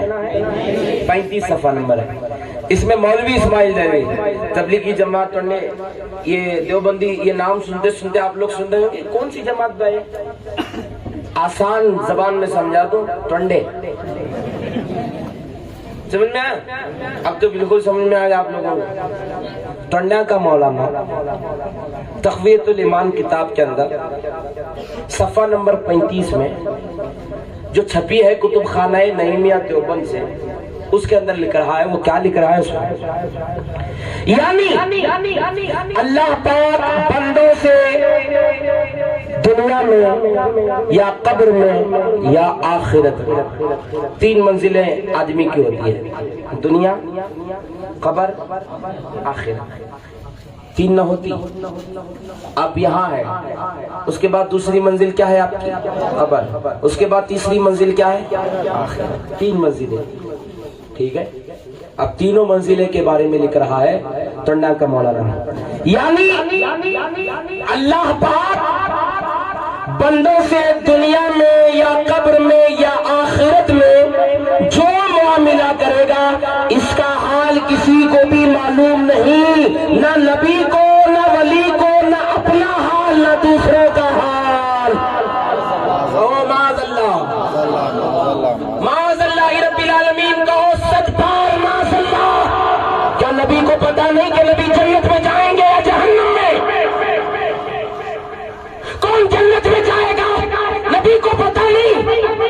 پتا ہے تو پھر یہ کیوں لکھا گیا کہ نبی کو ان کے ساتھ کیا معاملہ ہوگا ان کو اپنا بھی حال معلوم نہیں، نہ دوسروں کا حال معلوم نہیں۔ تم نے یہ باتیں کبھی سنی تھی؟ زور سے بولو، کبھی سنی تھی؟ نہ تمہارے باپ داداؤں نے کبھی سنا تھا؟ کیا فرمایا تھا حضور نے جہنمی فرقے کی پہچان؟ وہ ایسی ایسی باتیں لے کے آئیں گے، بولو، نہ تم نے سنی ہوگی، تمہارے باپ داداؤں نے سنی۔ جنتی فرقے کی پہچان کیا ہے؟ ہمارا عقیدہ یہ ہے نبی کونین دنیا کے حال کو بھی جانتے ہیں، قبر کے حال کو بھی جانتے ہیں، اور حشر کے حال کو بھی جانتے ہیں، اور اس کے بعد کیا ہونے والا ہے نبی اسے بھی جانتے ہیں۔ یہ ہمارا عقیدہ ہے۔ حضور نے جنتی فرقے کی پہچان کیا بتائی؟ میرے اور میرے صحابہ کے طریقے پر جو چلے وہ، زور سے بولو، یہ نبی کا طریقہ ہے کہ نہیں؟ آگے کی خبر دے رہے ہیں، بتا رہے ہیں کیا ہوگا، ہے کہ نہیں؟ نبی کے صحابہ کا بھی یہی عقیدہ ہے کہ نہیں؟ ہاں اب آگے سنیں، یہی تقویۃ الایمان کتاب ہے، یہی تقویۃ الایمان کتاب ہے، صفحہ نمبر 65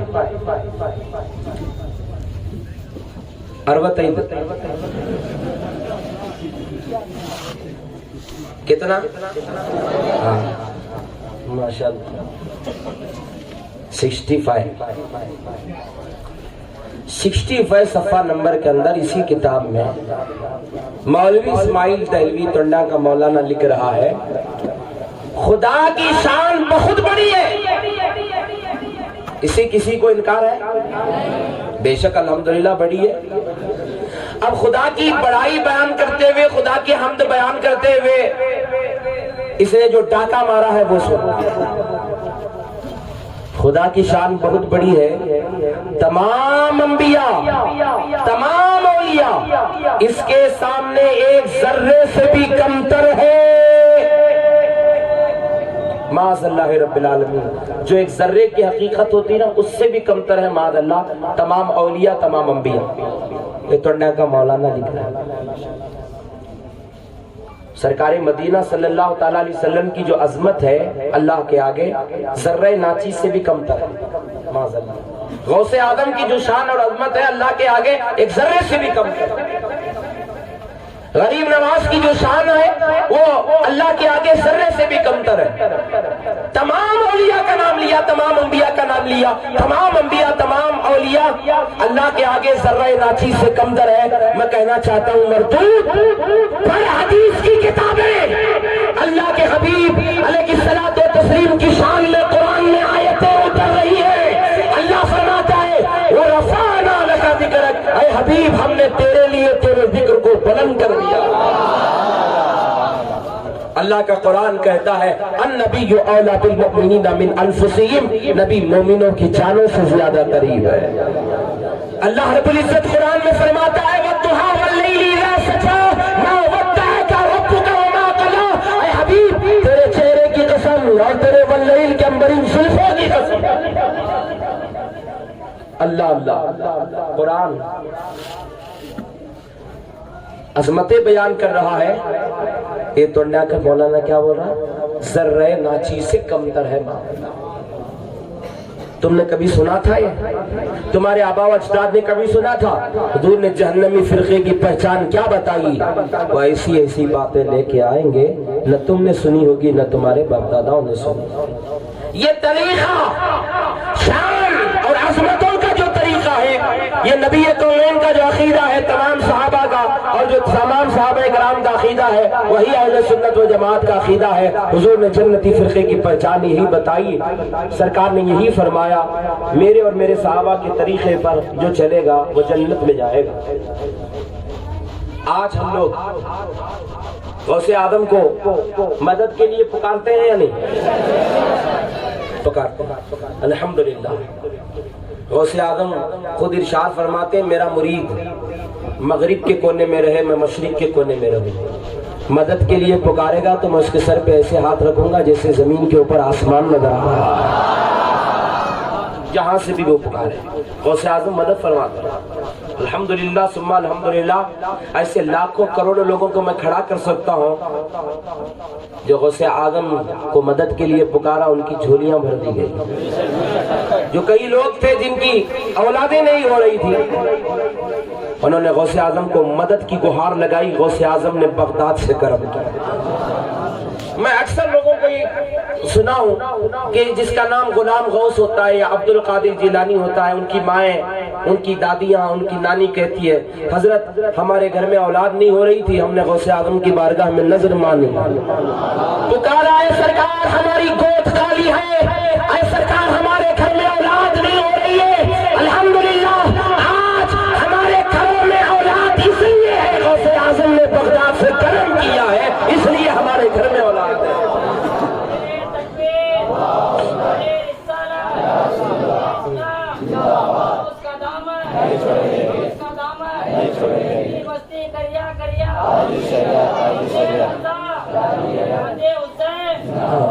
اب سنیے گا الحمدللہ آج تمام لوگ، تمام عورتیں غوث اعظم سے مدد مانگا کرتی تھی، آج کچھ عورتیں تبلیغی جماعت میں جا کر، اجتماع میں جا کر کے کچھ عورتیں کنڈی بن گئی۔ اس کی وجہ سے آج حالات ایسے ہو رہے ہیں کہ غوث اعظم سے مدد مانگنے کو شرک کے فتوے دیے جا رہے ہیں۔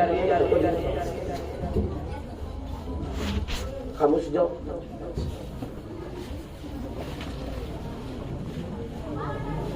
ہے کہ نہیں؟ یہ بڑی مفید باتیں میں بتا رہا ہوں یار۔ یہ زمانے میں نا رد وہابیت کرنے کے لیے جگر ہونا، ڈر کو کاپری۔ الحمدللہ ثم الحمدللہ ہم وہ لوگ نہیں ہیں۔ میرے حضور تاج الشریعہ کی جوتیوں کا صدقہ، قائد ملت کا صدقہ یاد رکھیں، صدیوں سے چلا رہا ہے غوث اعظم کی بارگاہ میں مدد کی گہار لگانا۔ میرے والد صاحب یہاں بیٹھے ہیں، میرے ابا ہیں۔ میرے بیٹے کی پیدائش کے بعد جو سلسلہ لمبا رہا تو میری ماں نے کہا، میری امی نے کہا، وہ امی بھی اس وقت جلسے میں ہیں، ہمارے امی نے کہا بیٹے ایسا کرو کہ غوث اعظم کی بارگاہ میں نظر مان لو، انشاءاللہ اولاد اور عطا ہوگی۔ تو میرے امی کے کہنے پر میں نے نظر مانی، اللہ نے مجھے بیٹی عطا کی۔ یہ مدد مانگنے کا طریقہ صدیوں سے چلا رہا ہے، یہ آج کا نہیں ہے۔ یہ نجد کی ناجائز اولاد 150 سال پہلے پیدا ہوئی ہے اور تمہاری جماعت 1400 سال پرانی جماعت ہے۔ غوث اعظم سے مدد ہم 150 سال سے نہیں مانگ رہے ہیں، بلکہ 800 سال سے غوث اعظم سے مدد مانگ رہے ہیں۔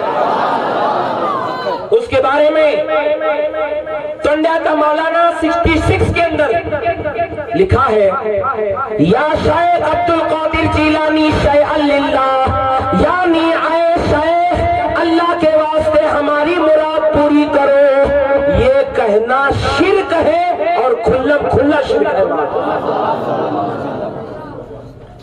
مجھے بتاؤ غوث اعظم سے مدد مانگنا شرک ہے؟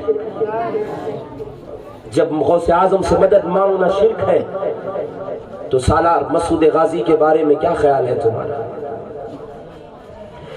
غوث اعظم سے مدد مانگنا شرک ہے تو غریب نواز کے بارے میں کیا خیال ہے تمہارا؟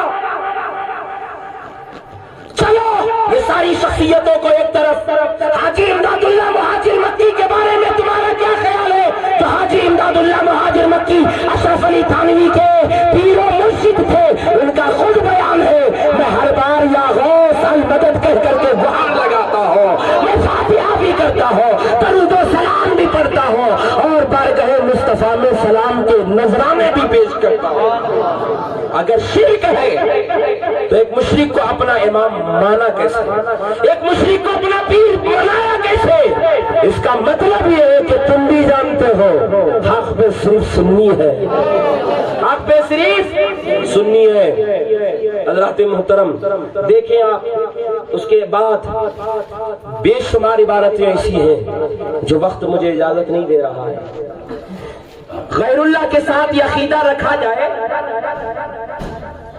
جب وہ کبھی اسے پکارا جاتا ہے تو آواز سن لیتا ہے۔ سنیوں کا عقیدہ ہے کہ نہیں؟ جب ہم حضور کو پکارتے ہیں، غیر اللہ میں سب آ گئے نا، اللہ کے علاوہ جتنے بھی ہیں سب غیر اللہ ہیں، نبی سب غیر اللہ ہیں، نبی بھی غیر اللہ ہیں، صحابہ تابعین ائمہ سب کے سب غیر اللہ ہیں۔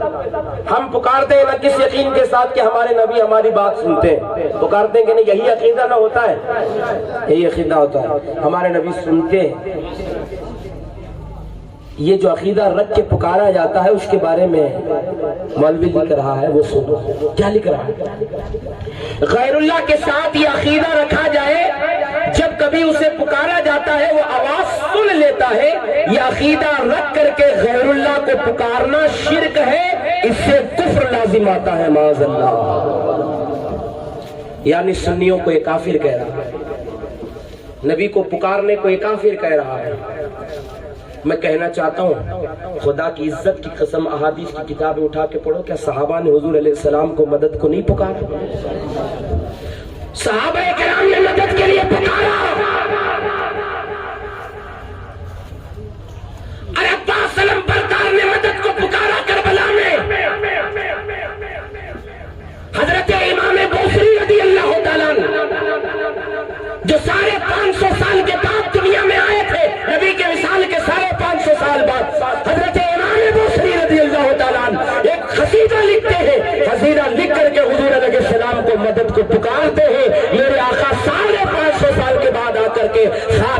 قوت والا ہاتھ امام بوصری کے جسم پہ پھیر دیتے ہیں، اللہ انہیں شفا عطا فرماتا ہے، صحت۔ اب بتاؤ مجھے، یہ عقیدہ ہے اہل سنت و جماعت کا۔ حضرات محترم، یہ تمام عقائد آپ نے سنے۔ اب آؤ دیکھو، ایک قرآن مجید ہے، قرآن مجید میں کبھی غلط ہوتا ہے؟ قرآن کی ہر آیت صحیح ہے، قرآن کا ہر لفظ صحیح ہے۔ ظالموں نے، تنڈوں نے یہاں بھی تبخون مارنے کی ناپاک کوشش کی ہے، ترجمہ غلط کیا۔ اٹھاؤ سورہ الفتح، کتنی سورت ہے سورہ الفتح؟ یہ 26ویں پارے کی سورت ہے۔ کتنے پارے کی؟ ہاں جلدی نکالو حضرت، جانے کی ضرورت ہے، نکال دیجیے سورہ الفتح۔ سورہ الفتح، میرے ہاتھ میں جو قرآن کا ترجمہ دیکھ رہے ہیں، یہ تنڈیاں کا ترجمہ۔ اب جو حضرت کے ہاتھ میں دیکھ رہے ہیں، اعلیٰ حضرت امام، اب یہ دونوں کا حضرت آپ بھی، ابھی میں تنڈیاں کا ترجمہ پڑھ کے سنا رہا ہوں، وہ سنو حضرت سورہ الفتح۔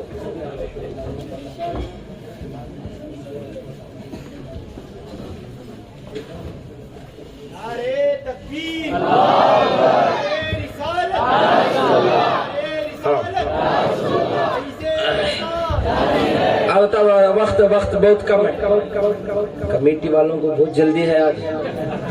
ہاں کیا ہوتا کہ کر کو ٹینشن، میں ہوں نا۔ ہاں الحمدللہ، ایک بار وہابیوں کا رد کیا تھا چنتامنی میں، لے جا کو جنگل میں چھوڑ کو چلے گئے تھے مجھے۔ ہاں الحمدللہ، بنگلور والوں کو فون کر کے گاڑی لے کے آیا، الحمدللہ، اللہ کا کرم ہے یار۔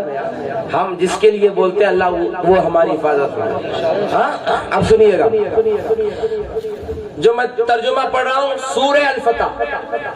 بولو کون سی سورت؟ سورہ الفتح۔ سورہ الفتح، یہ 26ویں پارے کی سورت ہے۔ سنو، انا فتحنا لک فتحا مبینا لیغفر لک اللہ ما تقدم من ذنبک وما تاخر۔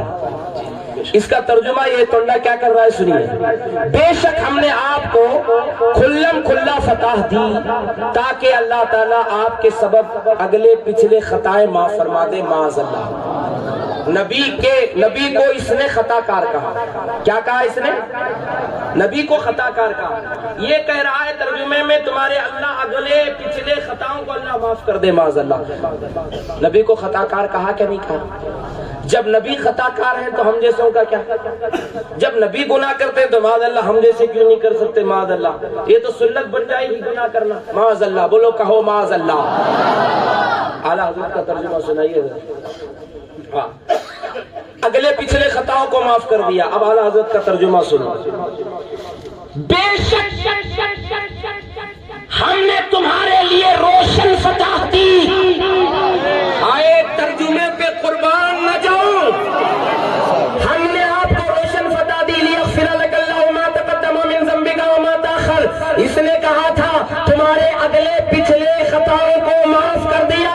اعلیٰ حضرت کہہ رہے ہیں اے نبی ہم نے آپ کو روشن فتح دی تاکہ آپ کے اگلوں کے پچھلوں کے خطاؤں کو معاف کر دے۔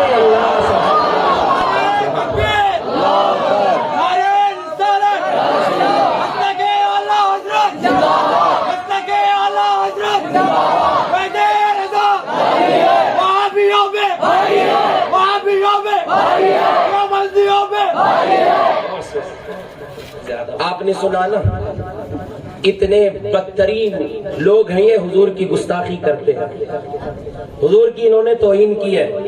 حضرات محترم، وقت کی بڑی قلت ہے، حفظ الایمان اس کے اندر بھی گستاخیاں بھری پڑی ہوئی ہیں، اور اس کے اندر بہشتی زیور کے اندر بھی ہاں وَوَجَدَكَ ضَالًّا فَهَدَىٰ کا جو ترجمہ ہے اس کے اندر بہت لمبی تفسیر ہے۔ وَوَجَدَكَ ضَالًّا فَهَدَىٰ، حضور علیہ السلام مکے کی طرف جب آ رہے تھے تو قرآن کی آیت کریمہ اتری تو کہا گیا وَوَجَدَكَ ضَالًّا فَهَدَىٰ، اے نبی تمہیں اللہ کی محبت میں آراستہ پایا تو اپنی طرف راہ دی۔ یہ اعلیٰ حضرت کا ترجمہ ہے۔ ان وہابیوں نے کیا ترجمہ کیا ہے؟ نبی تمہیں گمراہ پایا تو راہ دے دیا۔ جب نبی گمراہ ہے تو بدبختو، جب نبی گمراہ تو انجیسوں کا کیا؟ جب نبی ہی گمراہ ہو گیا تو اس کی امت کا کیا؟ کہاں گئی تھی آخر نجل کی ناجائز اولادوں؟ شرم کرو، حیا کرو، شرم نہیں آتی؟ حضور کی گستاخی کرتے ہو۔ اب تمہیں سینے پہ ہاتھ رکھ کے بتاؤ، ان وہابیوں سے دوستی کرو گے؟ سب نہیں بول رہے، کرو گے؟ ہاتھ اٹھا کے بولنا۔ وہابیوں سے دوستی کرو گے؟ بدعقیدوں سے دوستی کرو گے؟ ان کے یہاں شادی کرو گے؟ ان کی بیٹی کو گھر میں لاؤ گے؟ اپنی بیٹی کو ان کے یہاں دو گے؟ ان کے ساتھ چائے ناشتہ کرو گے؟ نہیں کرو گے نا؟ یہ جتنے حوالے جو میں نے دیا، الحمدللہ اللہ کا کرم دے گو، بہار سے آ کے، یو پی سے آ کے تقریر نہیں کر رہا۔ تقریر کرتے تو ہمیں پوچھتے تھے، چلے گئے ہمیں پوچھنا کر کہتے انہوں چلے گئے۔ اللہ کا کرم میں یاد رہتا ہوں، یاد رہتا ہوں، الحمدللہ اللہ کا کرم ہے، پورے گارنٹی کے ساتھ الحمدللہ خدا کی عزت کی قسم بتا رہا ہوں، غلام ربانی نے جتنے حوالے آج دیے ہیں، ایک حوالہ بھی غلط ثابت کرو، 1 لاکھ روپے کا چیک کسی وقت دوں گا، 1 لاکھ کا چیک کسی وقت دوں گا، چیک لے کے آیا ہوں، ابھی اسی وقت دوں گا۔ کوئی ہے تو اٹھ کے کھڑا ہو جائے، اپنے آپ کو بتا دے الحمدللہ ثم الحمدللہ، نہیں بتا سکتے تو ماننا پڑے گا، جنت میں اہل سنت جماعت جائے گی۔ آج غلام نہیں، نعرے کا وقت کم ہے، آج تقریر اس لیے کر رہا ہوں، تنظیم کا الیکشن آیا، وہاں پہ بھی کھڑے ہو رہے، جماعت اسلامی والے بھی داؤن گرا میں کھڑے ہو رہی کہ نہیں؟ اب وعدہ کرو، سینے پہ ہاتھ رکھو، بولو آج ہم وعدہ کرتے ہیں حسین پاک کو گواہ بنا کر تنظیم کے الیکشن میں کسی وہابی کو ووٹ نہیں دیں گے۔ سب مل کے بولو، کسی وہابی کو ووٹ، کسی وہابی کو ووٹ، ووٹ کس کو دو گے؟ بولو کس کو دو گے؟ کس کو دو گے؟ ماشاءاللہ الحمدللہ ثم الحمدللہ، یہ بولنے کے لیے بھی جگر ہونا، ہاں الحمدللہ ثم الحمدللہ۔ کچھ مولانا لوگ نکلی، ان کے پیچھے غلامی کر لے، پھر بے وقوف لوگوں شرم کرو، حیا کرو۔ اس وقت امامت بچانا نہیں، سنیت بچانا ہے۔ ہندوستان جل رہا، بلڈوزر مار رہی، ہمیں سب بھی ایک ہونا۔ ارے بے وقوف ہو، قیامت کی صبح آئے گی، ایک نہیں ہو سکتے، نہیں ہوتے۔ ہمیں یہ کرنے کی ضرورت نہیں، اب جتنے لوگ ہیں اسے سنی بنانے کی ضرورت ہے، پکے سنی بنانے کی ضرورت۔ تم پکے بنو الحمدللہ، اتنے لوگ پکے سنی بن جائے تو الحمدللہ پورے کرناٹک پہ بھاری ہے۔ پکے سنی بنو، پورے لوگوں کو، تبلیغی والے آؤ، قادیانی تمہیں بھی آؤ، جماعت اسلامی والے تمہیں بھی آؤ، ہم سب ایک ہو کو لڑیں گے۔ ہجروں کی فوج کی ضرورت نہیں ہے، نہیں ہے ضرورت، عاشقوں کی فوج کی ضرورت ہے۔ ہمیں جو ہے 72 لاکھ لوگوں کی ضرورت نہیں، صرف 72 کی ضرورت ہے۔ ہمیں لاکھوں لوگوں کو لے کے لڑنے کی ضرورت نہیں ہے، ہمیں 313 ہی کافی ہے۔ اسلام کی تاریخ میں پکے لوگوں کی تعداد ہمیشہ کم رہی ہے، الحمدللہ ثم الحمدللہ۔ کسی بات ہے للکار ہے، للکار ہے، للکار ہے، للکار ہے، للکار ہے۔ نعرہ تکبیر آپ لگاؤ، نعرہ رسالت کا ٹائم دو مجھے۔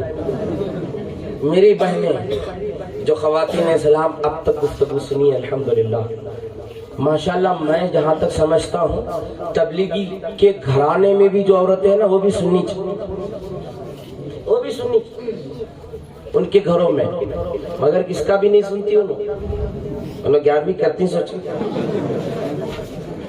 انہیں تبلیغی کرتے کرتے کرتے کرتے کرتے امیر صاحب بند کو پھر رہا، بیوی کو تبلیغی بنا نہیں سکیا، پورے گاؤں میں پھر رہا، دلی تک جا رہا، آگرہ تک جا رہا، گھر والے سنی۔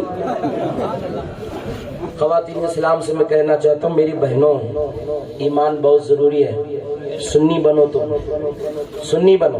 الحمدللہ تم چاہو تو تمہارے گھر والوں کو سنی بنا سکتی ہیں۔ کہو کھانا نہیں بناؤں گی جب تک سلام پڑھ کے نہیں آؤ گے، کھانا نہیں بناتی جب تک سنیوں کے مسجد میں نہیں جاؤ گے، تمہارے ساتھ زندگی اس وقت تک نہیں کروں گی جب تک تم سنی نہیں بنو گے، اس کے باپ کو بھی سنی بننا پڑے گا۔ اس لیے میری بہنوں ضروری ہے۔ الحمدللہ اتنی دیر تک گفتگو ہوئی، انشاءاللہ آپ تمامی حضرات عمل کریں گے انشاءاللہ۔ پکے سنی بن کے رہو، ٹی ٹی ایس بن کے رہو، صلح کلی بن کے نہ رہو۔ دو طرف ٹانگا رکھنے والوں کی عزت کبھی بھی نہیں رہی ہے۔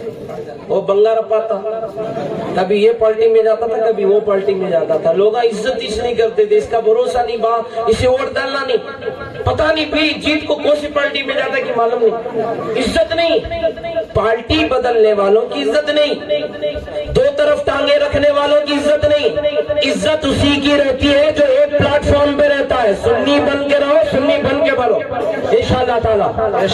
الحمدللہ کتنا بھی عزیز کیوں نہ ہو، کتنا بھی قریب کیوں نہ ہو، اگر مر جائے تو اس کے جنازے میں نہ جاؤ۔ ایک حدیث نظر کر کے ختم کر رہا ہوں۔ حضور نے فرمایا ان مریضوا فلا تعودوهم وان ماتوا فلا تشهدوهم وان لقيتموهم فلا تسلموا عليهم ولا تجالسوهم ولا تشاربوهم ولا تواكلوهم ولا تناكحوهم ولا تصلوا عليهم ولا تصلوا معهم۔ حضور نے فرمایا بد عقیدہ بیمار پڑ جائے تو اس کی عیادت کو نہ جاؤ، ٹنڈا بیمار پڑ جائے تو اس کی عیادت کو نہ جاؤ، دیکھنے نہیں جانا۔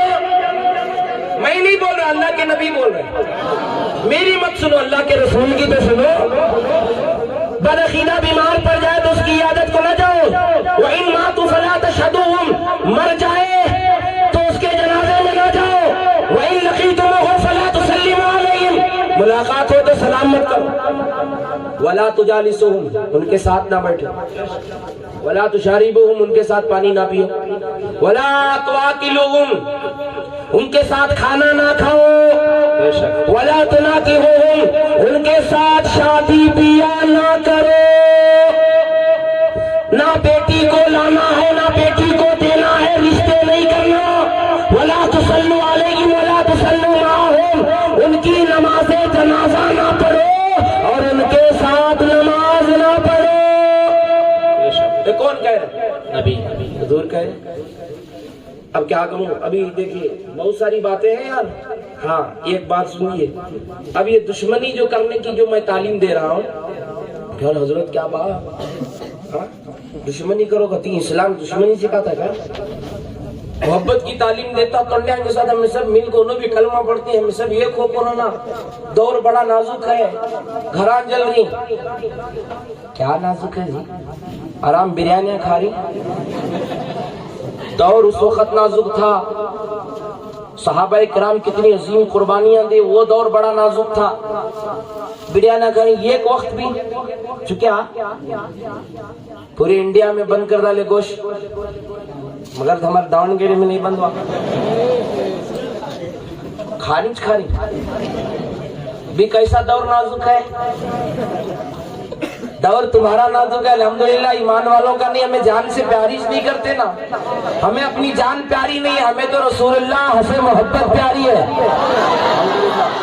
اب دیکھو نزہۃ القاری شرح بخاری شریف کی شرح کے اندر ایک حدیث پاک ہے جو صفحہ نمبر 240 میں ہے۔ حضور نے فرمایا والحب فی اللہ والبغض فی اللہ من الایمان، اللہ کے لیے محبت، اللہ کے لیے دشمنی یہ ایمان کا حصہ ہے۔ بالکل وہابیوں سے ہم دشمنی کیوں کرتے ہیں؟ اللہ راضی ہو جائے۔ بے شک سنیوں سے ہم دوستی کیوں کرتے ہیں؟ تاکہ اللہ راضی ہو جائے۔ دشمنی بھی اللہ کے لیے، دوستی بھی اللہ کے لیے انشاءاللہ تعالی۔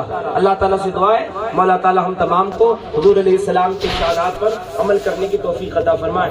انشاءاللہ تعالیٰ پھر ہمارا سفر کل